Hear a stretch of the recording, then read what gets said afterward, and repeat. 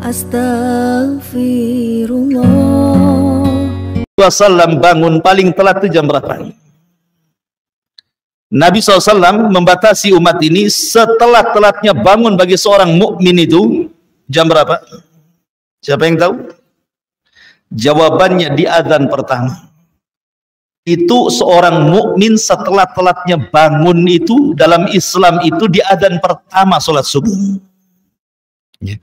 Dari mana kita tahu bahwa seorang muslim, kata Nabi SAW, setelah telatnya bangun itu di azan pertama?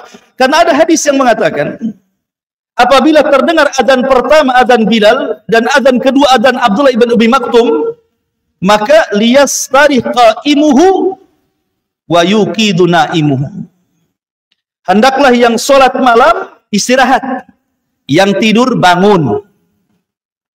Berarti seorang muslim itu setelah telatnya bangun itu harusnya di azan pertama.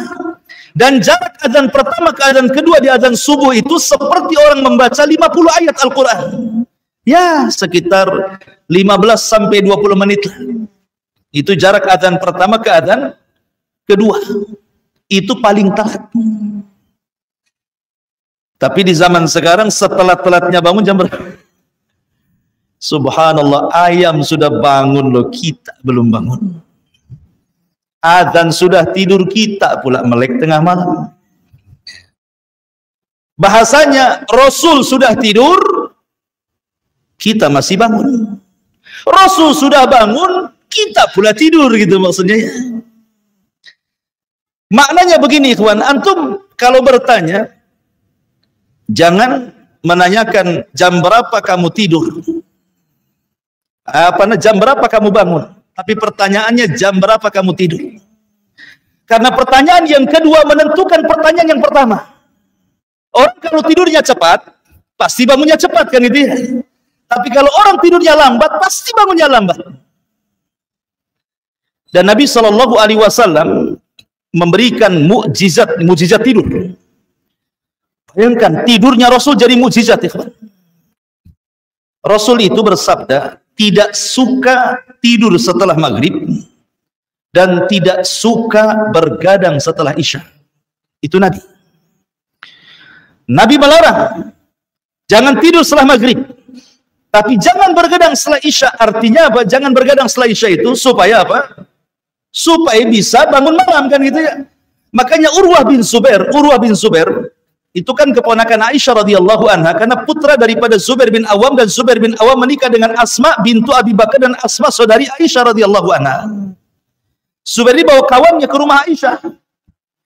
Habis isya ngobrol, namanya anak muda, ngobrol.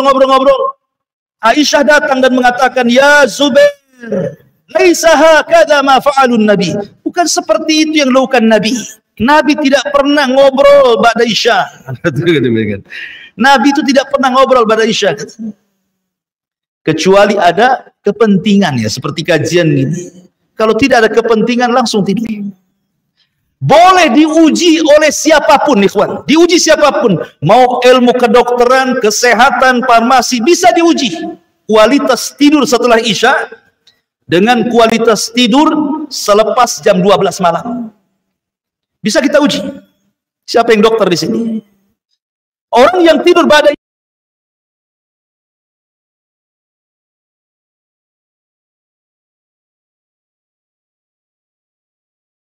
jam dengan tidur jam 1, dia bisa besoknya itu akan nasyid semangat. Tapi kalau sudah jam 1, jam 2 tidur, walaupun 10 jam bangun itu masih loyo itu. Kan gitu ya. Makanya ma'asyiral muslimin, ini mujizat Nabi. Nabi SAW mengajarkan sampai ke tidur loh. Pada isya tidur, kalau nggak ada keperluan tidur. Kecuali ada manfaat dunia atau akhirat lain kan itu. Ya Nabi SAW pernah juga telat tidur dan telat bangun, pernah sekali-kali. Tapi kita kan bukan sekali-kali, berkali-kali, itu bedanya. Nabi sekali-kali, kita berkali-kali, bertambah-tambah lagi, bukan berkurang-kurang. Ma'asyiral muslimin yang dimuliakan Allah Azza wa Jalla. Jadi Nabi mengajarkan cara tidur. Saya tanya, tidurnya Nabi itu berapa kali? Dalam sehari? 3 kali. Rasul itu tidur 3 kali dalam sehari. Kalau kita makan yang 3 kali. Rasul tidur 3 kali. Rasul itu tidak pernah berbicara soal makan. Maksudnya makan itu kapan saja tidak dilarang. Cuman caranya Rasul jelaskan. Caranya makan kanan, baca basmalah 3 jari, itu saja kan. Tetapi kalau tidur, Nabi SAW contohkan. Pertama, tidur ba'da isya sampai separuh malam atau 2/3 malam. Sebagaimana disebutkan dalam surah Muzammil. Bisa separuh malam kemudian bangun, ataupun 2/3 malam kemudian 1/3 malam akhir bangun. Kemudian Rasul menghabiskan qiyamul lail dan membaca Al-Quran. Kemudian ketika adzan pertama, sebelum adzan subuh, maka Rasulullah SAW istirahat. Disitulah Nabi SAW sekitar 15-20 menit, Rasul tidur lagi.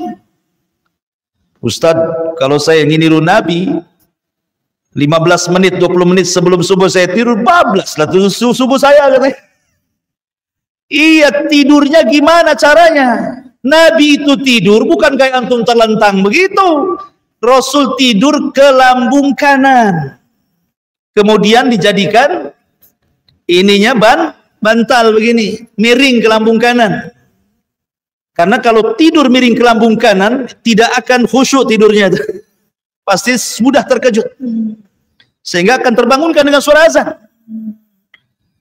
Kemudian yang ketiga, Nabi SAW tidur sebelum zuhur yang disebut dengan kailulah namanya. Tidur kailulah itu tidak lama, bisa 10 menit, bisa 15 menit paling lama. Tidur kailulah namanya. Dan ini keajaiban menurut ilmu kesehatan. Bahkan yang meneliti ini orang barat.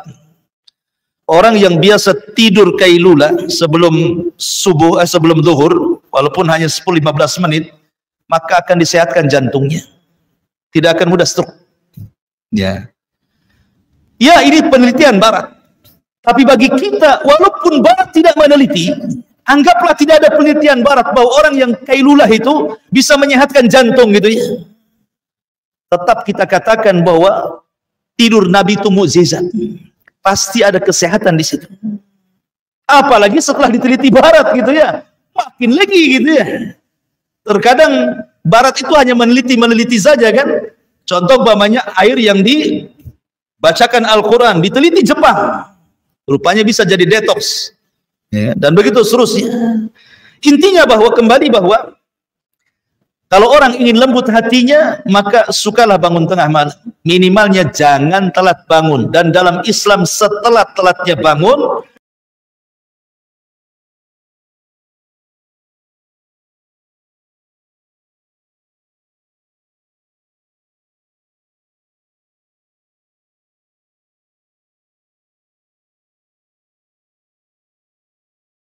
(20 menit sebelum azan subuh. Yang keempat, kata ulama, suhbatus salihin. Berkawan dengan orang saleh. Berkawan dengan orang taat beribadah, lembut hati kita. Kalau tidak berkawan dengan mereka susah. Apalagi berkawan dengan orang jahat, keras lah kita jadinya kan itu. Maka cari orang-orang saleh, karena orang saleh itu di dunia aja manfaat, apalagi di akhirat. Kemudian yang terakhir kata para ulama seperti hadis yang saya baca tadi. Hendaklah kita memberi makan fuqara wal masakin dan mengusap kepala anak-anak yatim. Itu bisa melembutkan. Ada tambahan ziarah kubur. Ziarah kubur itu juga melembutkan hati dan ingat akhirat juga melembutkan hati. Karena begini, hati ini, ma'asyiral muslimin yang dimuliakan Allah Subhanahu wa taala,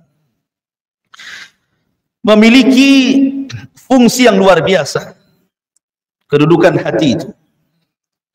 Pertama, hati itu adalah raja bagi badan kita. Raja bagi badan kita. Apapun yang diperintahkan hati, badan ini ikut saja. Kalau hati memerintahkan mata mandang, maka dia memandang. Kalau hati memerintahkan dengar, maka telinga mendengar. Kalau hati memerintahkan kaki jalan, maka kaki jalan. Makanya Imam Abdul Qayyim mengatakan, al-qalbu kal malik wal jawarihu kal junud. Hati itu seperti raja, sementara anggota badan ini adalah tentaranya. Makanya ketika kita membahas tentang ibadah puasa, lihat bagaimana Allah Subhanahu wa taala berfirman, "Ya ayyuhalladzina amanu kutiba alaikumusiyam kama kutiba alal ladzina min qablikum la'allakum tattaqun." Wahai orang-orang yang beriman, telah diwajibkan kepada kalian puasa sebagaimana puasa telah diwajibkan kepada umat sebelum kalian, bukan agar kalian lapar, bukan agar kalian haus, bukan agar kalian merasakan apa yang dirasakan orang-orang fakir miskin yang tidak pernah makan seperti layaknya orang puasa. Bukan itu hikmah puasa. Tapi Allah tutup dengan kata-kata la'allakum tattaqun, agar kalian bertakwa. Takwa itu di mana? At-taqwa hahuna, kata Rasul. Takwa itu di sini loh, di dada kita. Sebab kalau hati sudah takwa, semua jadi takwa. Karena dia yang menjadikan bergeraknya semua badan. Ini yang pertama, kedudukan hati itu sebagai raja. Maka kalau keras hati, berarti rajanya keras dan akan mempengaruhi anggota badannya. Kemudian yang kedua, hati itu mahallu takwa, sebagaimana yang saya sebutkan tadi. Dia tempat takwa. Baiknya anggota badan tergantung baiknya hati. Jahatnya anggota badan tergantung jahatnya hati. Kalau takwa hatinya, baik badannya. Kalau fasik hatinya, fasik juga badannya. Makanya Rasul mengatakan, ala wa inna fil jasadi mudghah idza saluhat saluhal jasadu kullu wa idza fasadat fasadal jasadu kullu ala wa hiyal qalbu, kata Rasul. Ingat, dalam badan kita ada segumpal daging. Kalau dia baik, baik semua anggotanya. Kalau dia jahat, jahat semua anggotanya. Kemudian Rasul mengatakan itulah hati. Kemudian yang ketiga, mahallu nadharil ilah. Hati ini tempat kita bisa memandang kekuasaan Allah. Hati ini bisa memandang kekuasaan Allah Azza wa Jalla. Dan yang terakhir,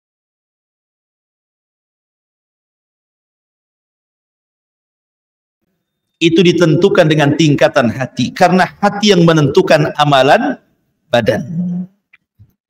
Terkadang banyak orang yang diceritakan, ada manusia itu tidak banyak beramal secara badan. Mungkin sholatnya biasa, puasanya biasa, tapi amalan hatinya luar biasa. Maka Rasul mengatakan dia termasuk penduduk surga. Saya contohkan satu kisah. Di zaman Nabi SAW, ketika Rasul berkumpul seperti ini bersama para sahabatnya, kata Rasul, sebentar lagi keluar dari pintu sebelah sana rajulun min ahlil jannah. Laki-laki termasuk penduduk surga. Rupanya betul, keluar masuk dari pintu itu ada laki-laki jinjing sendal, kemudian kepalanya seolah-olah habis mandi basah. Kemudian keluar masjid. Besoknya Rasul mengatakan gitu lagi, sebentar lagi akan keluar dari pintu itu rajulun min ahlil jannah. Laki-laki termasuk penduduk surga. Rupanya dia lagi yang jalan. Sampai 3 kali dia lagi yang jalan. Jadi ada seorang sahabat ingin mengetahui kenapa Rasul sampai 3 kali menyebutkan si fulan termasuk penduduk surga. Akhirnya dia pura-pura ada masalah dengan keluarganya, kemudian izin nginap di rumah orang yang hari dia nginap, dia kecewa. Sholatnya biasa saja, baca Qur'annya biasa saja, bahkan sahabat lebih hebat lagi yang lainnya. Kenapa Rasul merekomendasikan dia termasuk penduduk surga? Akhirnya setelah 3 hari dia kecewa dan mengatakan, sebenarnya saya tidak dengan keluarga, cuman saya mendengar Rasul mengatakan Anda termasuk penduduk surga. Jadi saya ingin nginap, saya ingin tahu amalan apa yang Anda kerjakan sebenarnya. Lihat sahabat itu, mereka semangat hanya bicara soal akhirat. Tidak hasad dengan dunia. Sahabat itu hasad dengan akhirat. Hasad yang baik gitu. Pengen seperti dia. Ya. Akhirnya kemudian sebelum pulang dikasih tahu, boleh jadi mungkin, kata dia, karena saya sebelum tidur, saya maafkan semua orang yang mendolimiku. Saya maafkan semuanya. Semua yang menghasadiku, ku maafkan. Semua yang membuliku, semua yang memfitnahku, ku maafkan. Setiap tidur, ku maafkan semuanya. Kemudian aku tidur. Gitu. Rupanya itu amalannya. Dia membersihkan hati sebelum tidur. Padahal sholatnya biasa saja. Tapi Nabi SAW 3 kali mengatakan rajulun min ahlil jannah, rajulun min ahlil jannah. Luar biasa. Jadi terkadang hati ini ikhwatul fiddin menentukan amalan badan. Ya. Ma'asyiral muslimin yang dimuliakan Allah Subhanahu wa taala. Dan kalau kita melihat Al-Qur'an, bagaimana Allah Subhanahu wa taala bermuamalah dengan hati. Bagaimana Allah Subhanahu wa taala bermuamalah dengan hati. Yang pertama, apabila Allah Subhanahu wa taala menghendaki seorang hamba itu kebaikan, maka Allah akan tanamkan hati yang bersih pada hatinya. Kebersihan hati. Jadi kalau Allah menghendaki kita baik, pasti Allah akan bersihkan hati kita. Bagaimana caranya supaya Allah Subhanahu wa taala menanamkan kebersihan hati kepada kita? Ya, kita meminta. Ya muqallibal qulub tsabbit qulubana ala ta'atik. Wahai zat yang membolak-balikan hati, tetapkan hatiku di atas ketaatan kepada. Yang kedua, tazyinul iman. Apabila Allah Subhanahu wa taala sudah membersihkan hati seorang hamba karena Allah ingin kebaikan kepada hamba itu, maka Allah akan hiasi dengan iman. Ya. Kemudian yang ketiga, kutibal imanu fil qalbi. Bukan hanya dihiasi dengan iman, Allah catat iman dalam hatinya. Kemudian yang keempat, Allah buat ar-ra'fatu war-rahmah. Hatinya akan lembut sehingga mudah menangis dan mudah memberikan kasih sayang kepada orang. Ini kalau sudah Allah bersihkan hati, Allah hiasi hati dengan keimanan, Allah catat keimanan dalam hatinya, maka hatinya jadi lembut itu. Ya. Makanya kalau kita lihat Abu Bakar Siddiq radhiyallahu an adalah orang yang mudah menangis. Ketika Nabi SAW mengatakan kepada Ummul Mukminin Aisyah radhiyallahu anha, muru Aba Bakrin bi an yusalliya bin nas. Aisyah, perintahkan bapakmu gantikan aku salat, aku lagi sakit. Kata Aisyah, ya Rasulullah, inna abi rajulun bakka. Rasul, jangan. Bapakku ini Abu Bakar suka nangis. Kalau dia baca Quran enggak baca, nangis saja. Perintahkan Umar saja. Nah, gitu ya. Rasul ngomong lagi, muru Abu Bakrin bi an yusalliya bin nas. Tidak, perintahkan bapakmu. Sampai 3 kali. Karena Nabi yang pantas jadi khalifah. Kalau dia menjadi memimpin sholat, berarti akan memimpin umat, gitu maksudnya. Tetapi Aisyah radhiyallahu anha menyangka, karena dia khawatir suara bapaknya kalau jadi imam gak kedengaran, sementara seorang imam harus keras suaranya, kan gitu. Asyik nangis ganggu makmum lah, maksudnya gitu. Tapi bagaimana kelembutan hati Abu Bakar Siddiq radhiyallahu anhu, mudah menangis. Ya. Kemudian juga dilembuti dengan rahmat. Kemudian yang kelima, ta'lifullah al-qulub. Kalau sudah lembut hatinya, maka Allah Subhanahu wa taala akan menanamkan kelembutan yang bertambah sampai kemudian as-sakinatu fil qalbi, maka Allah tanamkan ketenangan. Begitulah Allah Subhanahu wa taala bermuamalah dengan hati seorang muslim. Lah dalam ayat ini, ma'asyiral muslimin yang dimuliakan Allah Subhanahu wa taala, di sini Allah mengatakan tsumma qasat qulubukum, kemudian keraslah hati kalian. Tentu keras hati itu kan ada sebab, kan? Lalu apa sebabnya hati orang itu keras? Ulama mengatakan bahwa sebab hati itu keras karena al-ghaflatu min dzikrillah. Ini yang pertama. Tidak suka zikir. Tidak suka berzikir kepada Allah. Padahal zikir itu, ikhwan, itu ibadah yang paling ringan dari seluruh ibadah yang Allah perintahkan kepada kita. Sebutkan ibadah yang Allah perintahkan yang paling ringan melebihi zikir, tidak ada. Ya. Zikir ini tidak dibatasi waktu, tidak dibatasi tempat, tidak pakai biaya. Anak kecil bisa melakukannya, anak remaja bisa melakukannya, orang dewasa bisa melakukannya, orang tua bisa melakukannya, orang sakit bisa melakukannya, orang sehat bisa melakukannya, orang kaya bisa melakukannya, orang miskin juga. Semua bisa melakukan zikir.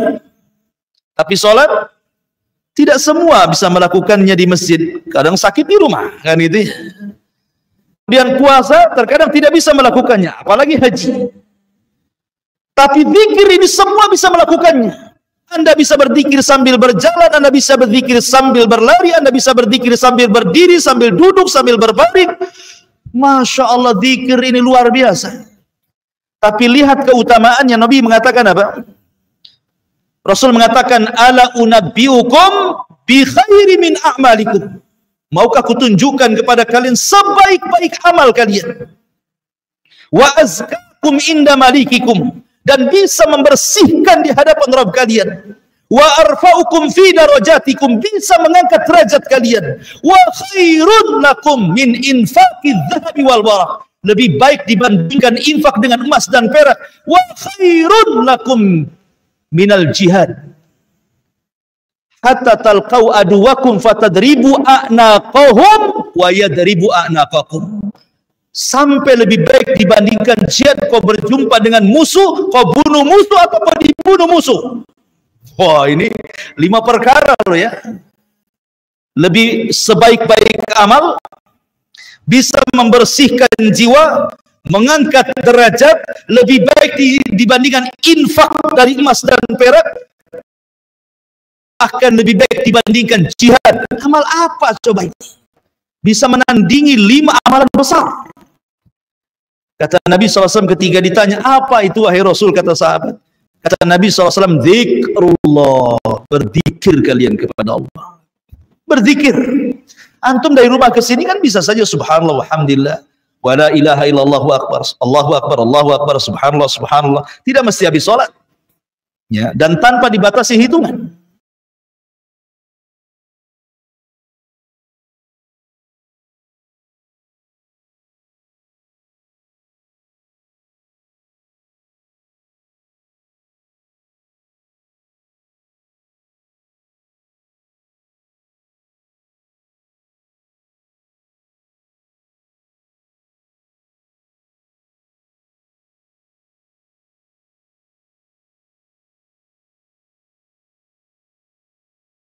Kata para ulama, kasratuz dzunub wal ma'asi. Banyak maksiat. Banyak melakukan dosa ini bisa mengeraskan hati. Karena Allah Subhanahu wa taala mengatakan, "Wa man a'rada an dzikri fa innalahu ma'isyatan dhanka wa nahsyuruhu yaumal qiyamati a'ma." Siapa yang berpaling dari ingatanku, kusuruh kalian tidak melakukannya, kularang kalian malah melakukannya. Siapa yang berpaling dari peringatan, maka kami akan sempitkan hatinya. Hatinya orang maksiat ini susah. Makanya ada seorang syekh bercerita. Ada orang itu kaya sekali. Punya perusahaan luar biasa. Kalau masalah dunia jangan ditanya. Cukup 7 turunan untuk kekayaannya. Tapi hidupnya tidak pernah tenang. Gak tahu, pokoknya tidak tenang saja hidupnya itu. Di kantor tidak tenang, di rumah tidak tenang, banyak masalah. Padahal dari kekayaan harusnya, kalau memang itu yang dicari kebahagiaan dari kekayaan, harusnya dia bahagia. Dia tidak bahagia. Datang kepada seorang syekh menceritakan kehidupannya. Saya sudah cukup harta, sudah ada istri, sudah ada anak gitu. Tapi saya tidak pernah bahagia ya syekh. Kata syekh mengatakan, kamu sholat? Dia mengatakan, demi Allah, mundu isyrina sanah lam usalli. Sejak 20 tahun yang silam sampai sekarang saya tidak pernah sholat. Kata syekh, itu yang menjadikan kau tidak bahagia. Sholat kamu. Ya. Akhirnya kemudian setelah dia mengikuti fatwa syekh ini, tidak kurang 10 hari, dia sholat wajib, dia tambah dengan sholat sunnah. Tiba-tiba dia datang kepada syekh, demi Allah syekh, sejak 20 tahun aku meninggalkan sholat, baru hari ini aku merasakan kesenangan hati, ketenangan hati. Kenapa? Karena meninggalkan sholat maksiat. Bahkan meninggalkan wajib itu lebih bahaya dosanya dibandingkan langsung seseorang melakukan keharaman. Jadi orang yang meninggalkan sholat lebih besar dosanya dibandingkan, karena kaidahnya tarkul wajib asyad min irtikabil muharram. Meninggalkan yang wajib lebih besar dosanya dibandingkan melakukan yang diharamkan. Karena meninggalkan wajib bisa kafir, tapi melakukan yang diharamkan belum tentu kafir. Orang meninggalkan sholat bisa kafir.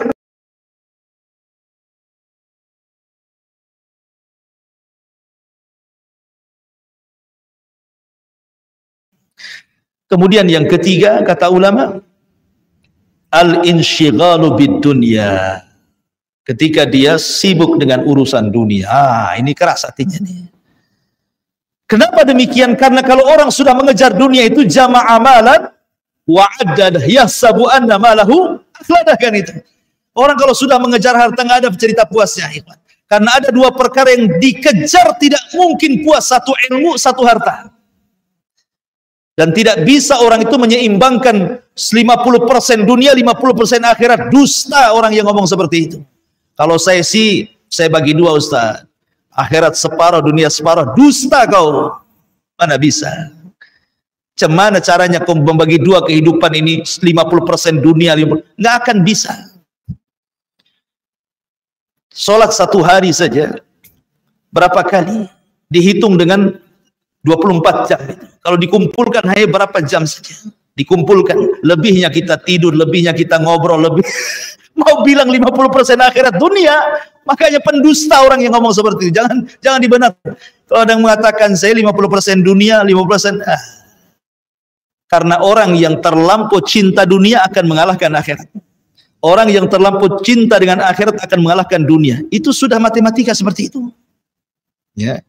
Masyaallah muslimin. Makanya kalau kita berdoa, doa sapu jagat kan, Rabbana atina fid dunya hasanah wa fil akhirati hasanah wa qina adzabannar.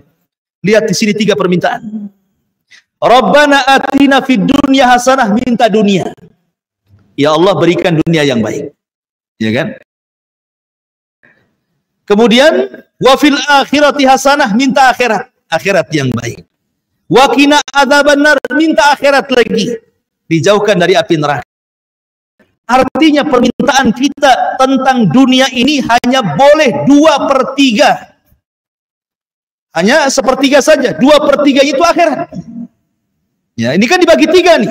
Dunia, akhirat. Berarti permintaan kita kepada Allah akhirat itu 2/3. Permintaan kita dengan dunia itu hanya 1/3 saja.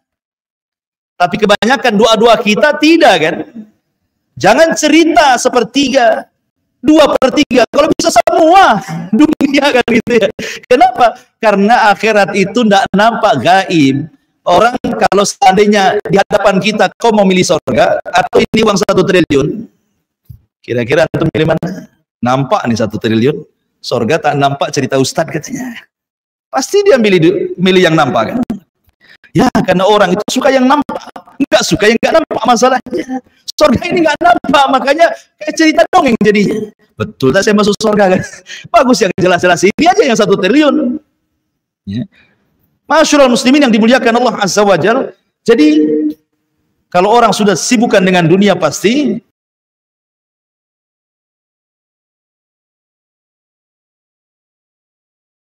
debat. Jangan terlampau ta'assub. Ta'assub itu fanatik. Fanatik itu hanya boleh 2. Kalau perorangan kepada Nabi, kalau kepada kelompok kepada sahabat. Selebihnya kita tidak boleh fanatik kepada ustadz, kepada kiai, kepada ajengan, kepada ormas ini, ormas itu, tidak boleh. Hanya 2 boleh kita fanatik. Kalau itu urusan individu berarti Rasul, saya fanatik dengan Nabi. Kalau itu urusan orang ramai, bukan ormas, bukan yayasan, bukan golongan, tapi sahabat Nabi. Karena kesepakatan sahabat Nabi menjadi hujah yang disebut dengan ijma' namanya. Ada Quran, ada sunnah, ada ijma'. Nah, boleh kita fanatik. Fanatik dengan siapa? Dengan Nabi. Kalau ormas dengan sahabat.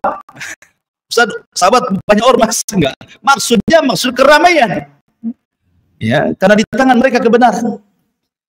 Kemudian juga yang meraskan hati yang terakhir adalah kasratu mukhalatatin nas fi ghairi maslahatin. Orang terlampau banyak berkawan tapi tidak ada maslahatnya. Kita ini kalau berkawan boleh, tapi kalau nggak ada maslahat akhirat nggak usah berkawan lah. Pilih-pilih kawan itu.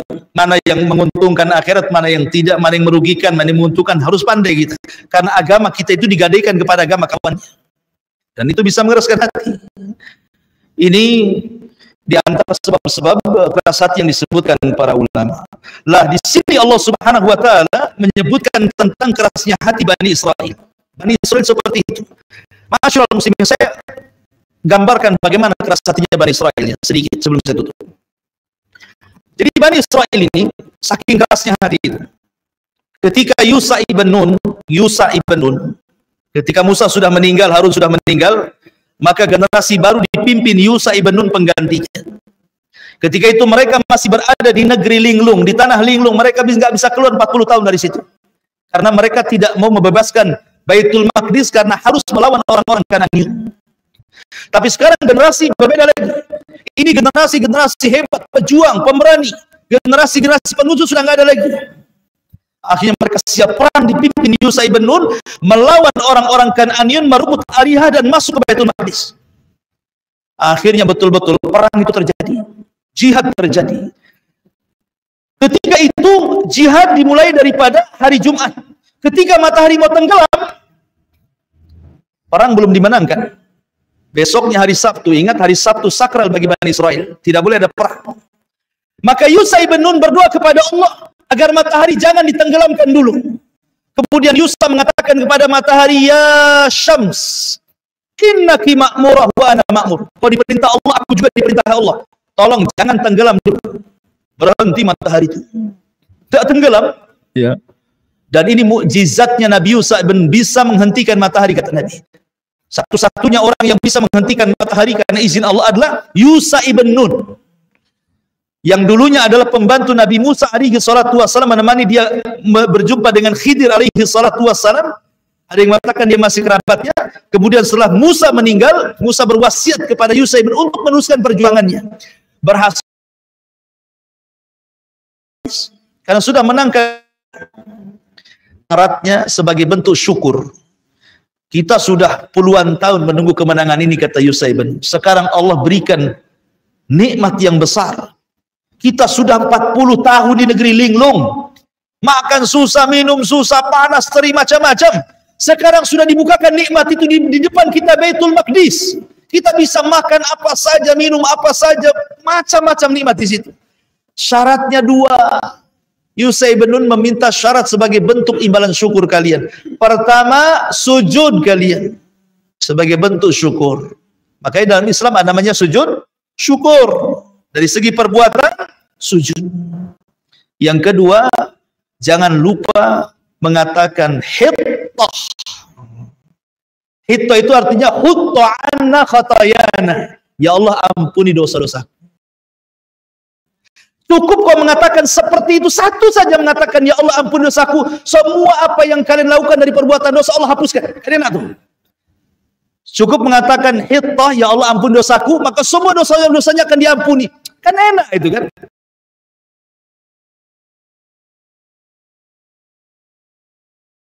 Ketika mendapatkan kemenangan itu sujud, malah mereka kemudian membungkuk, kemudian membelakangi Baitul Maqdis. Bukan jalan mundur, ke belakang. Bukannya disuruh membaca hittah, malah diganti hittah menjadi hintah, pakai nun. Hintah itu artinya hintah. Bur itu artinya ya basmatin itu begitu ya. Kayak gandum. Disuruh minta ampun malah minta makan. Kan kurang ajar kata. Disuruh minta ampun malah minta makan. Itulah Bani Israel kerasnya. Padahal kurang apa loh, mereka sudah tersiksa di negeri Linglung kan. Akhirnya dibebaskan, diutus Yusha ibn Nun memimpin mereka. Akhirnya Baitul Maqdis dikuasai. Hanya dua Allah minta sujud. Makanya Nabi SAW kalau menang perang, Rasul sholat 8 rakaat sebagai bentuk syukur, ya kan? Kalau menang perang langsung Rasul sholat 8 rakaat. Dan itu juga dilakukan oleh sahabatnya Amr bin As ketika menaklukkan Persia. Tetapi mereka suruh sujud aja tidak mau. Suruh membaca hittah malah hintoh. Suruh mengatakan ya Allah ampuni dosaku, mana makanannya katanya. Keras hatinya Bani Israel.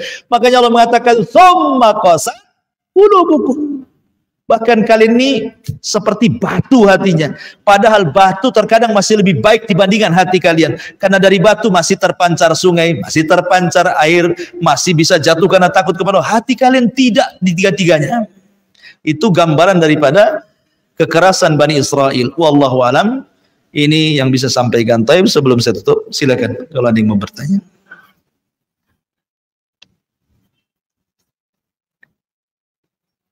Tidak ada? Alhamdulillah. Cepat.